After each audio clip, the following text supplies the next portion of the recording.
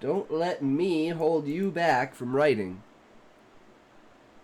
When you're writing the first chapter of your book, it can be incredibly difficult to get it just right. But I think these strategies help pave the way. Now, don't feel like you have to include all 9 of these, that's overkill, but you should probably at least include a few because it'll help the readers love your book more. Let's get started with the first one. 1. Include all 3 levels of conflict. Station Oh, I didn't even realize I was fucking typing. 11 by more. Let's get started with the first one. 1. Include all 3 levels. Include all 3 levels of conflict. All right, let's see if we've done this. Conflict. Station 11 by Emily St. John Mandel includes all 3 levels of conflict in her very first chapter. 1, there is public conflict, right? This Public conflict. How do we have public conflict in chapter 1?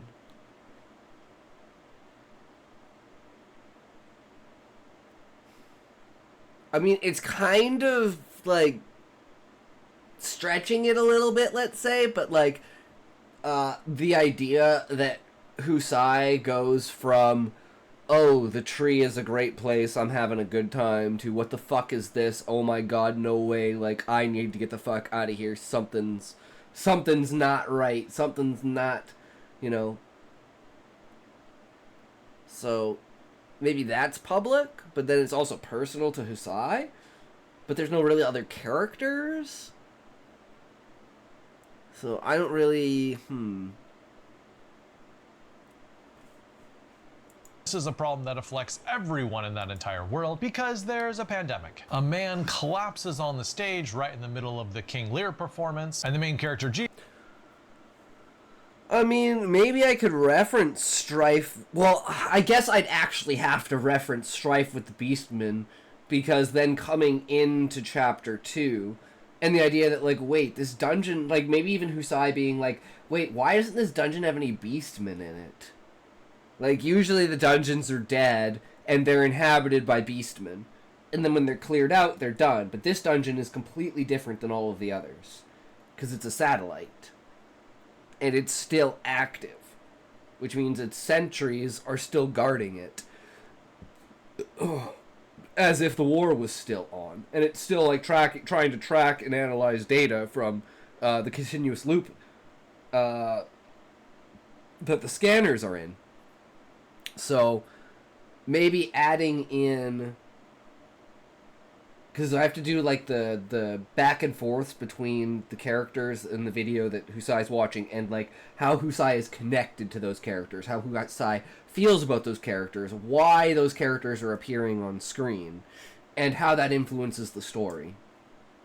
Even runs to the stage and starts doing CPR on him. The second type of conflict is internal conflict. Jeevan has been wondering, oh, like, should I become an EMT or not? And rushing to the stage and doing CPR on that man confirmed for him, like, yes, like this is what I want to do with my life. I want to help other people. And the third conflict that we see here is conflict with others. So we start to see there's fault lines of a relationship. Jeevan has a girlfriend, but she bowed out from coming to the performance, saying that she wasn't feeling well. And we sort of get this sense like, oh, there's some tension between the two of them. So in your first chapter, if you only have one of these types of conflicts, or even if you have 2 of them, I think you're still missing an opportunity to have all 3 levels of conflict. 2. Start. So let's see, the public conflict is reference to instability in the tree and the looming Beastmen war. The internal conflict, who put this calm pearl here? What message are they trying to send? Blackmail. Because he doesn't know, like, is this someone trying to... Well, it looks like someone trying to blackmail him because it's him on the video. But then it could be evidence that it's not him, which they find out it isn't because of, like, Torg. Because of Husai's height.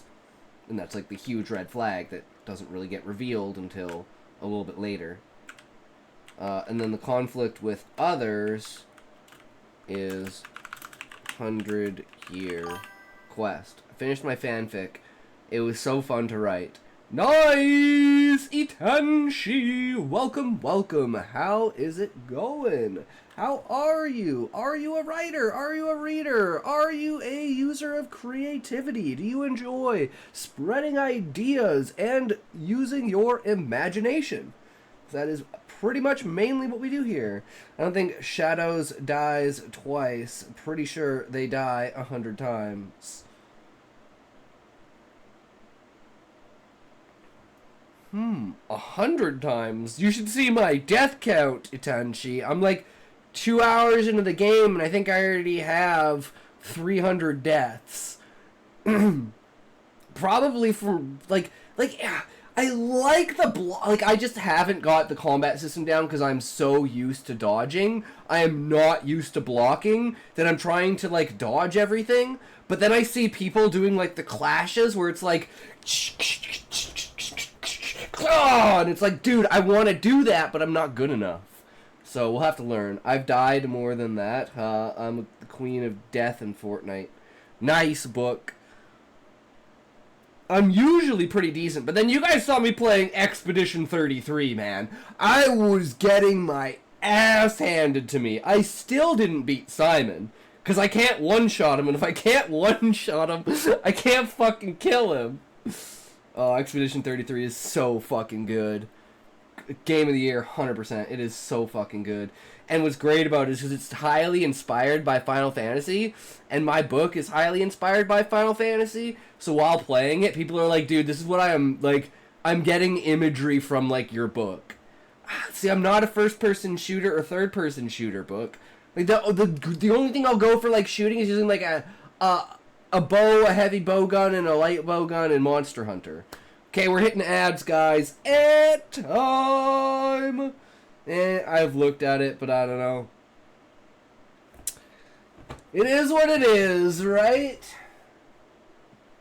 You can't win them all. And it's like, it's not even as popular as it used to be. And it's like, I've never even really played first person. Anyways, I do write. Taking a break.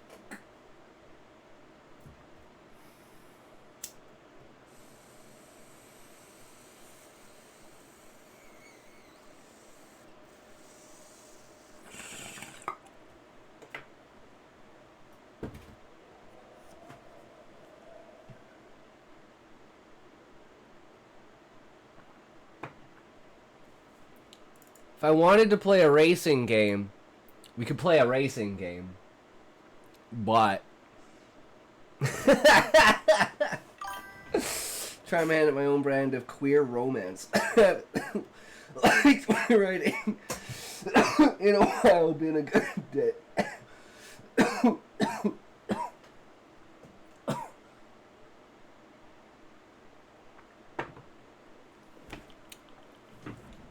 Ooh!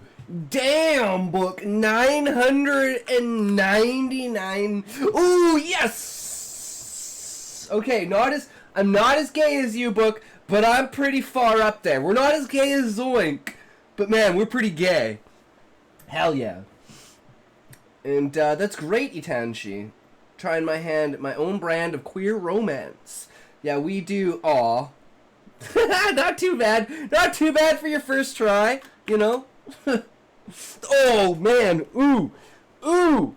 I'm like running away like the CEO of fucking whatever that, I don't even remember the name of the company, but you know what I mean. I'm just roaching the fuck out. Just gone. Damn! Callie, that's almost max roll, bro. No wonder your writing is so good, Callie. Holy shit. Who knew? Okay, there it is. Talented today as fuck. Yeah, man. We're on a roll, guys. Keep it up. Let's go. But yeah, Itanshi, if you want to join the Discord, we have the public stories section. Man, YouTube likes to make money off of making shit up. It's wild. Oh, I believe it. Public stories. And you can post your stories in here if you want me to read them. And then there's the Writers Unleashed community, where if you have anything that you've posted online, like Royal Road or anything like that, feel free for like promotions. Anything you want, just throw it in there. Get your name out there to the community.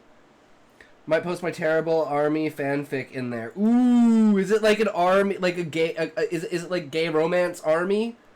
I have to see if I want to be that vulnerable.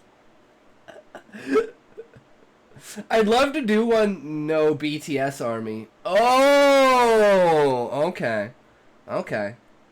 Of course, book. Of course, that makes sense.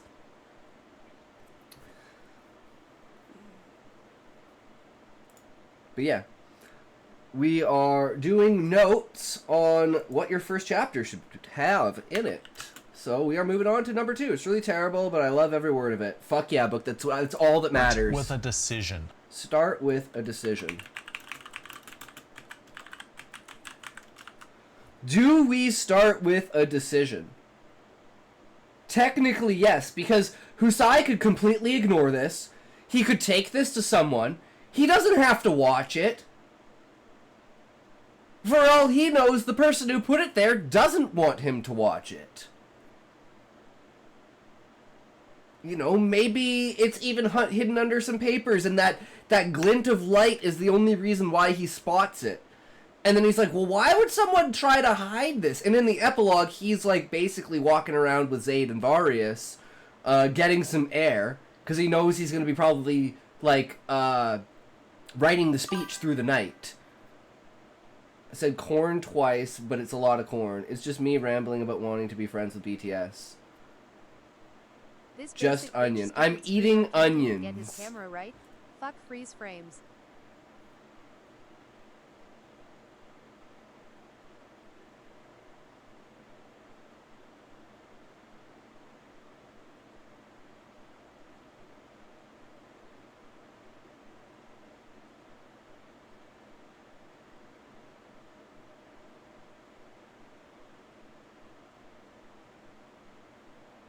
Oh, there it goes. That's the. Whew, that's a fucking face. Jesus, I like onion, but not that much. Yeah, true, book. I put onion on like everything, but hell nah, man. Actually, you know what's funny about that is yesterday, I actually had 2 entire stalks of fucking green onions. I had one after the stream, like in the morning, at like 6 in the morning, with poutine. And then I had, again, before stream, on mac and cheese with like bacon bits. I had fucking so many green onions yesterday. Know what? I have nothing to be embarrassed about. I'll post my fanfic. Yay! Thanks, book. I would love to hear it. There's never any reason to be embarrassed unless the person you're showing it to is going to make fun of you. In that case, you know, maybe you just don't want to walk down that road, let's say. But anyways, so we're starting with a decision. The decision is to watch what happens and see what this Compearl is.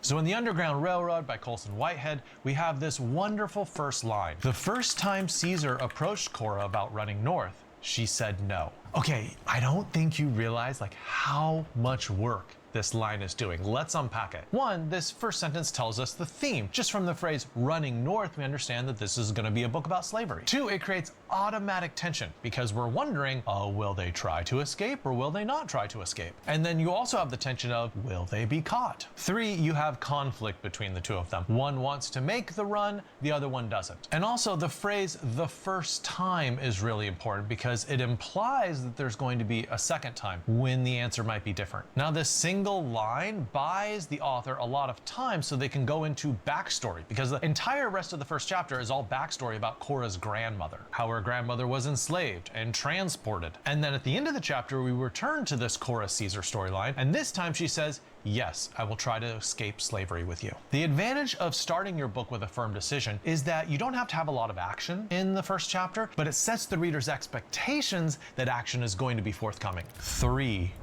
Well, in that case, we have a lot of there's the comedic relief, there's the mystery and, like, discovery factor, there's, like, from the reader's perspective, the understanding of, like, technology mixed with magic, and then the fight just kind of shows how desperate this, you know, battle was, and then at the end with Fafnir being released. But bad breath.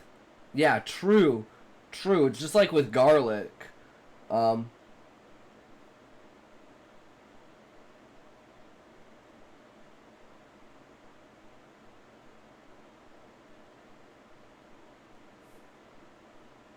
I just had a thought.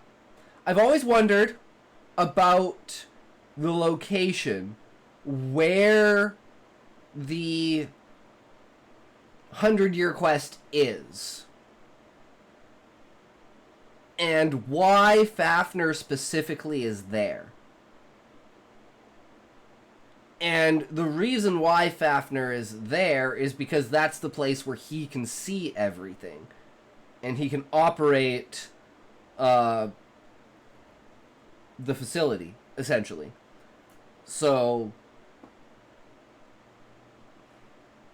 he's basically been there for like 200 or 300 years.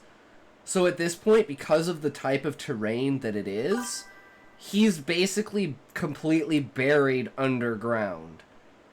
And only like the protruding bottom entrance part of the satellite is, you know, like the top hatch is like sticking out of the ground, essentially. And that's how they can get in it.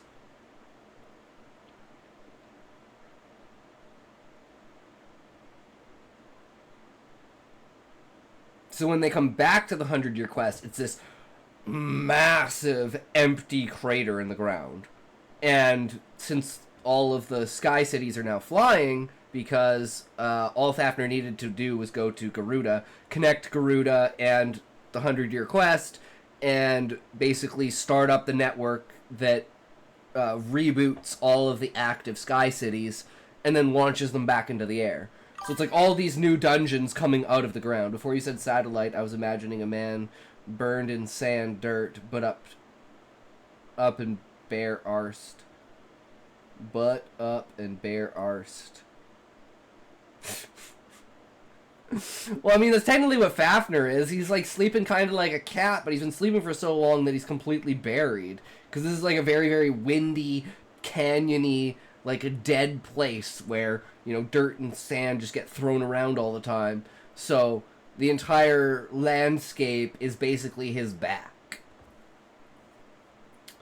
But yeah, Husai decides to watch the Calm Pearl.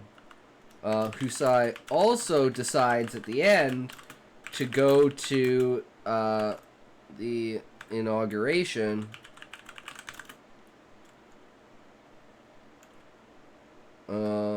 instead of running away. He has just the slightest idea of, should I run away? Like, this is fucked, man. He just has the tiniest moment, and this kind of shows his weakness for, like, later when he falls because of Zayd. That he's not 100%. I don't know if percents work, Callie. So technically he's making two decisions, you could say. Why am I always breaking it? It's timing, book. It's 100% timing.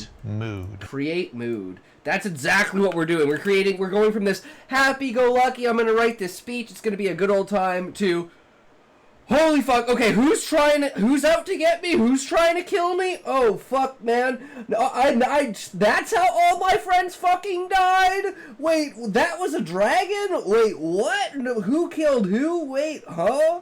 It's like we're just adding all of this fucked up shit to give the reader, like, what the fuck is going on here? Streamer can't even get his camera right. Oh, I believe it. It's 100...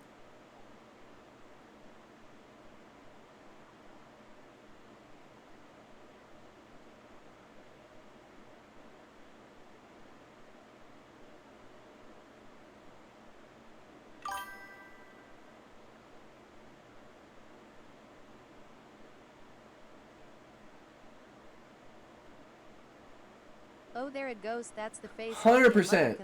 Percentages work. Okay.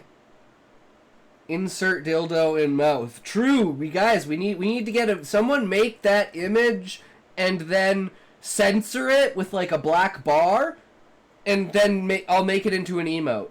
You literally just have to take a black bar and then everyone will know that's a penis. Create mood. So I think we do this in the first chapter. So let's look at Cormac McCarthy's The Road, which is a fantastic book for mood creation. So here's the very first chapter of that book, and I just want to focus on how he sets the mood with language that's concerned with darkness. We have the word dark, we have dark again, then we have darkness, then we have gray, then we have dimming, and then we have he looked for light, but there wasn't any light. The lack of light is such an indicator that this book is going to be a little heavy. Good try, book. I'd also like to point out that the very first sentence of the book establishes the primary relationship of the entire novel, that between a father and a son. Can someone unlucky teach me? Sure. Here, look, watch this. Fuck! See, the one time I needed to lose, I didn't fucking lose. There we go. That's how you dump them. Sinister, if you dump them, I'm not giving you any more. Like the first sentence of The Underground Railroad establishes the relationship between Caesar and Cora. Now, in the rest of the first chapter of The Road, it goes on to touch to talks instead.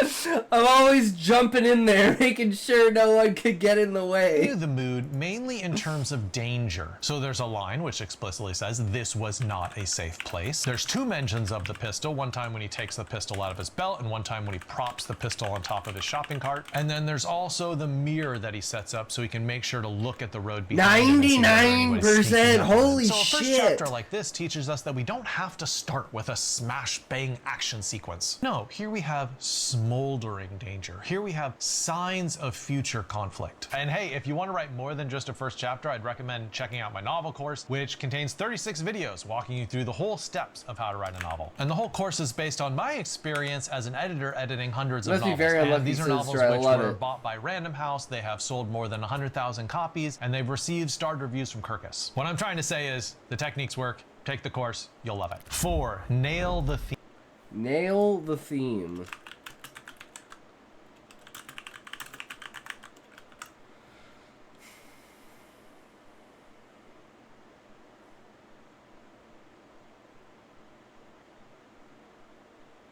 Expressing the theme, the duality of life.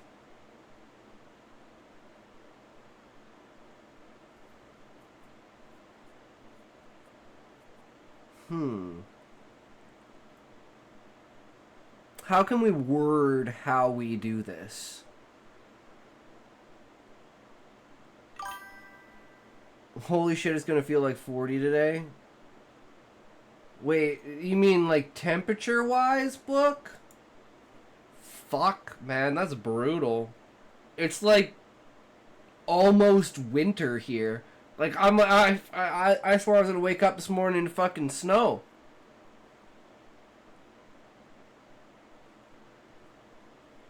It's crazy. Come live with you. You'd have to ask my parents, book. But we do have an entire downstairs basement that no one uses. I'll sleep under the bed. We actually have 4 guest rooms, so I'll be the monster under the bed. You could share bras. true, Sinister.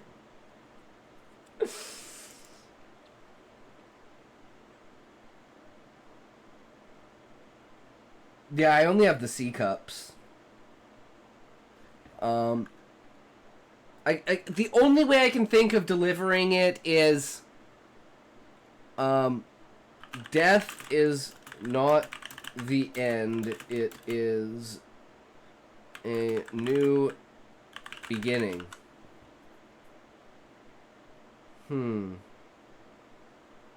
It's cheesy as fuck, but you could say essentially that's what it is if you break it down enough, right? And it's like showing the death of the characters in the beginning, and then it's going to be the entire end of the book is death of all the characters. So it comes around full circle, but same with this, death is not the end.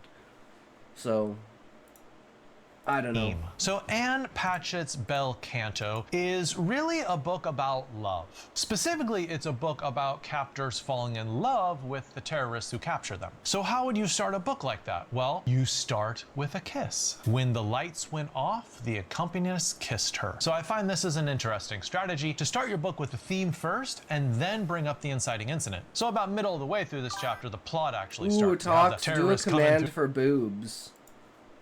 Like boob size? Oh, that's a great idea.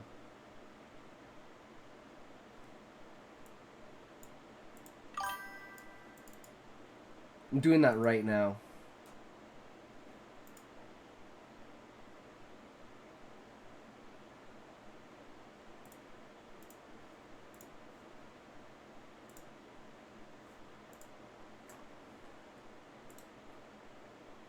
Okay, I need one of these that has a random random pick.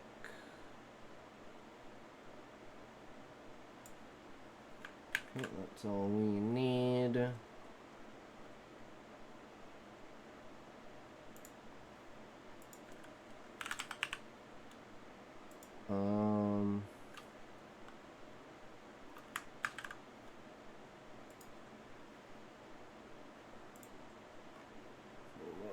Sender here,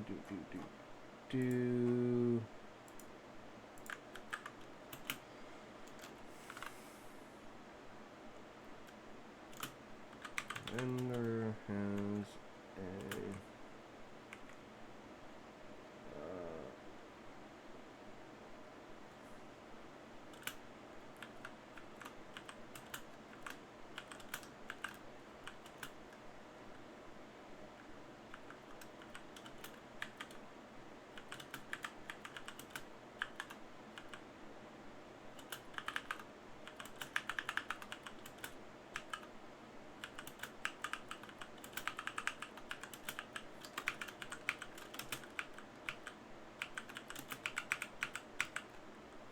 I think this'll work.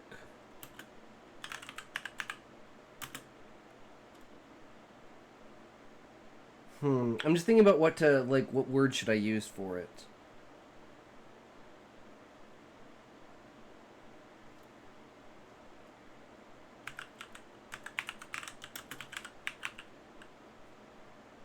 You guys can tell me what you think. It's a placeholder, but it should work.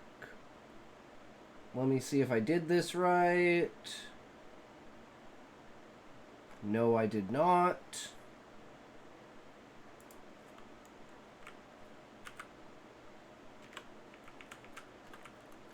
Hold on. This one's freaking complicated to do. It's gonna be worth it, though.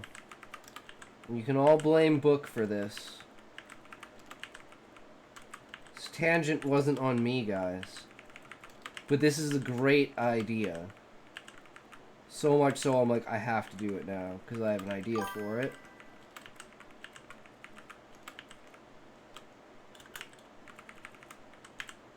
Okay.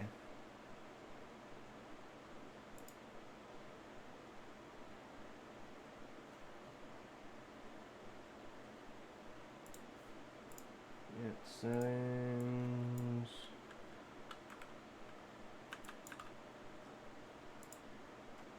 Okay.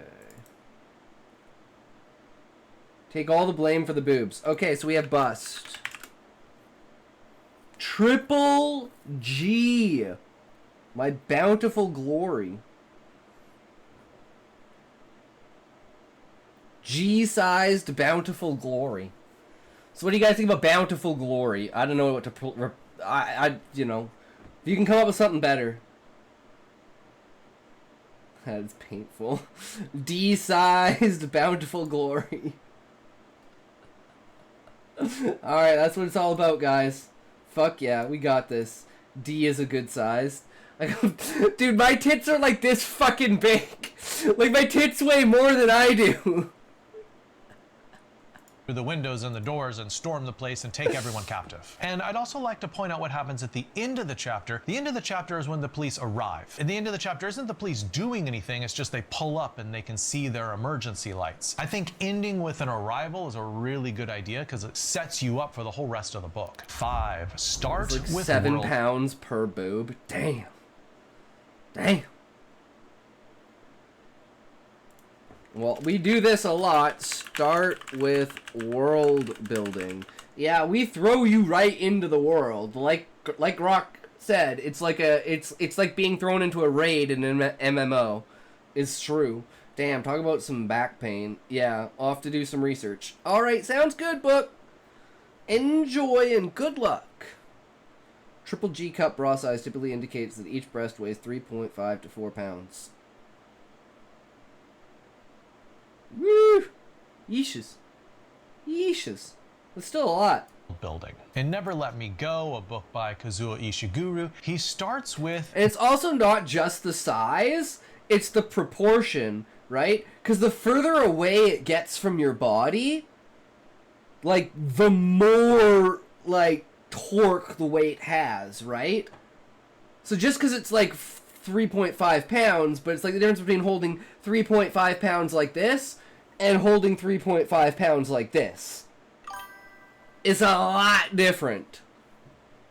Dividing people into 2 categories, carers and donors. Kathy H., who is the first person that we meet, is a carer. And all we know from the first couple of chapters is she's been doing this for 12 years and that she gives to donors who recover quickly. So the world building that Ishiguro is doing here is that this is a world with clones. And these clones are donating their vital organs over time to the originals. But I have to say that there's a very slow rollout of this information. It isn't stated right away, it's not stated baldly, you sort of suss it out as you continue to read the book. And so I'd just like to say, you shouldn't feel the pressure to do Saggy all of your boobs world also building hurt, right I at bet. the very beginning. Like, no, like, do it piecemeal, slowly, ease your reader into this world. 6, start quickly. And Start quickly. That's kind of what we do. We just go straight off the bat.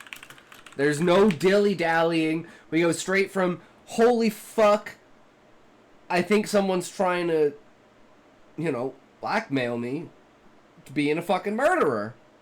Okay, well that's bad. And then it's like, well, we gotta go do the inauguration. And then, oh shit, Beastman fucking, the new Viceroy is a Beastman sympathizer. New riot. And Husai's like, we gotta get the fuck out of here, but I gotta go to the roots first. And then it's like, oh, you gotta find the Warriors of Light and the Great Tablet. It's like, okay. Leave the tree, immediately go grab Varius, and it's like, well, there's a dragon out there.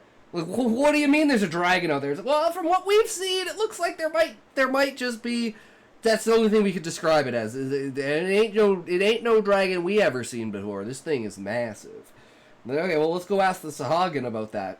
Go to the Sahagin village. It's like, why the fuck are there goblins here? And it's like the Beastmen are all being basically round up to be a part of Fafnir's army. And it's like, oh, well, apparently they're about to attack Garuda, so let's go to Garuda. And and then there's the fall of Garuda, the reveal of, it's just like, everything just kind of, it just like falls apart as soon as it starts. It's like freaking an infinite hill of everything just going fucking crazy.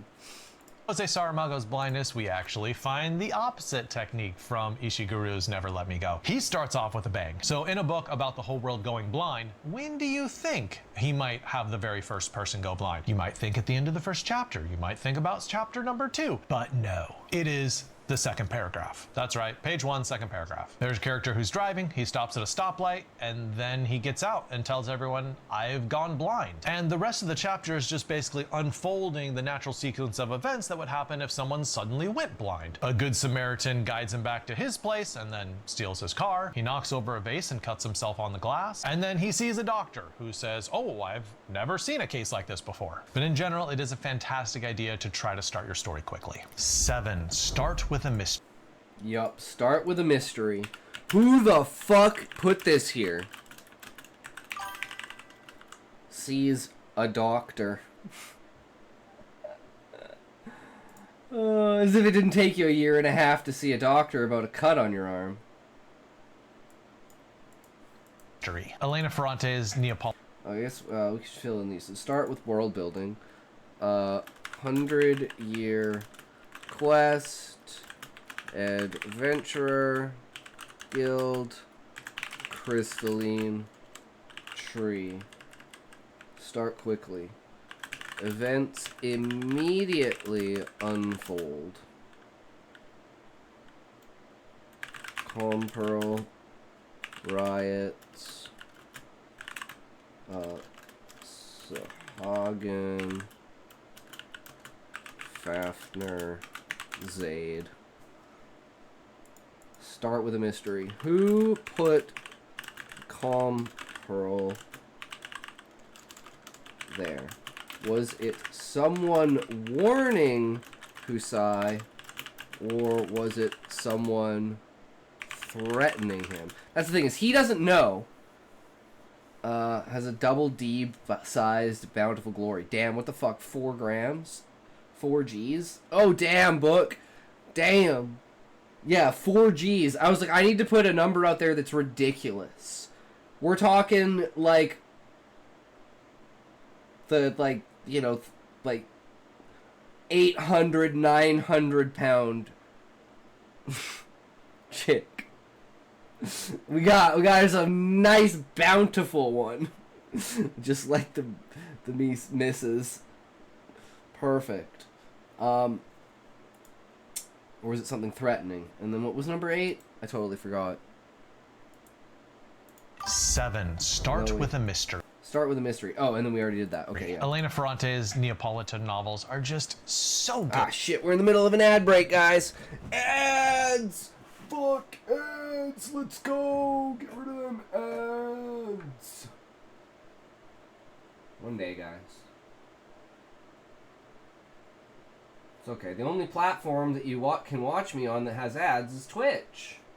No other platform has ads.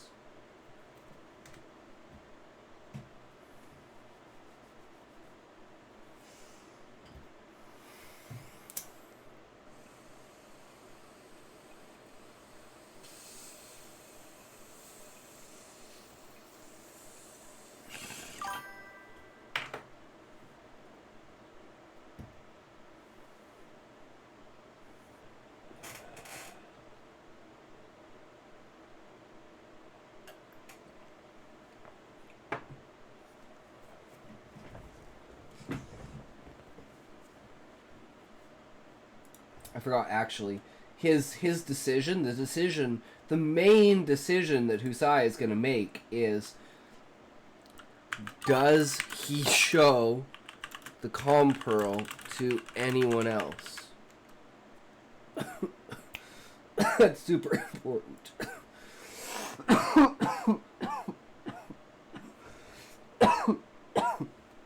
Alright.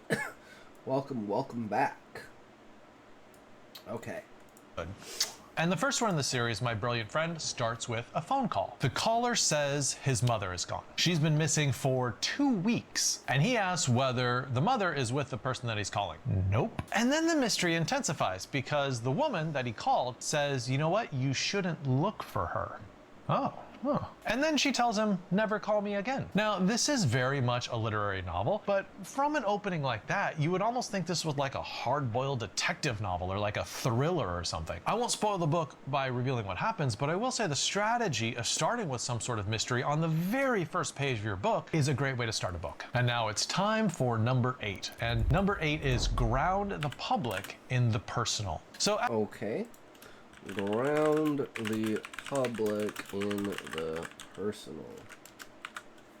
At the beginning of Tom Perotta's The Leftovers, we have this worldwide mass disappearance of 140 million people. They just vanish, up into thin air.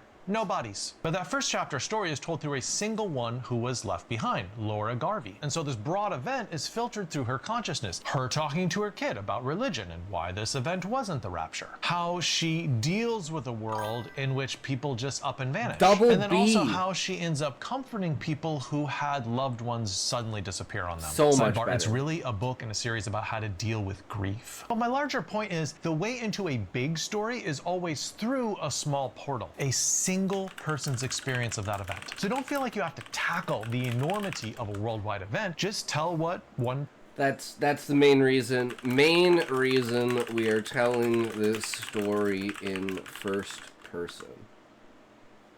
The main reason isn't even the fact that Husai is human. It's the fact that he's the one. This is his story. He's the one telling this story, and after it, you're supposed to feel like this is, you know. Like, they beat Anima at the end, and they found Gaia's planet again. They went back, and they restarted everything, and it's like, now, like, you know, the moon is like, our moon is like the broken shell of Gaia, and we are the people left behind by consciousness. It's like, it's supposed to feel that, like, you could be a part of that world, right? Person did. And our last point is number 9, offer someone to root for. Offer someone to root for.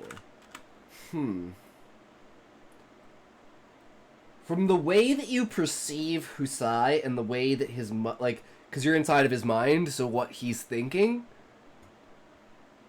Husai will be the one to root for. And him being like, that can't be me. Why am I looking at myself? That wasn't me. I wasn't there. I didn't do that. And then it brings him to the question, well, is he lying? But then immediately, like, by the 4th chapter, you find out there is evidence to say that no, he's not lying. And it's pretty strong evidence as long as the thing hasn't, like, the Calm Pearl hasn't been tampered with. So, I think putting Husai in this place is definitely, like, offering him as, like, to root for him. Being like, man, look how badly your friends died, and now you have to go and avenge them. And it's like, oh shit, it's gonna get way the fuck out of hand. Why would we want to root for Husai?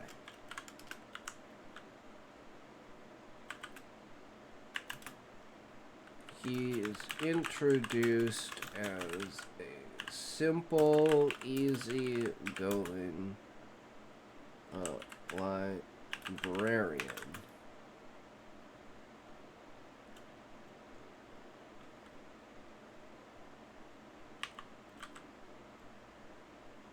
Who on one of the most important days of his career, this mysterious evidence appears before him.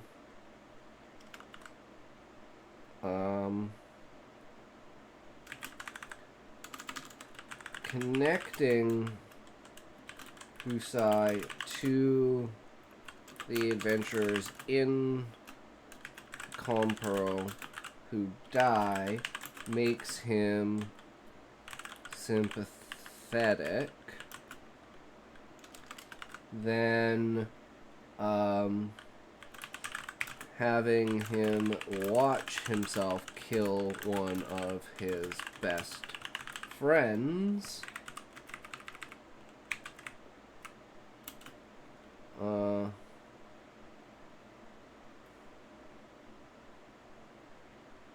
I'd say, like, brings it to a whole new level where now you question if Husai is telling the truth in his mind to the reader. Because maybe this is the first time, to use the effect of talking to the reader and professing it's not him.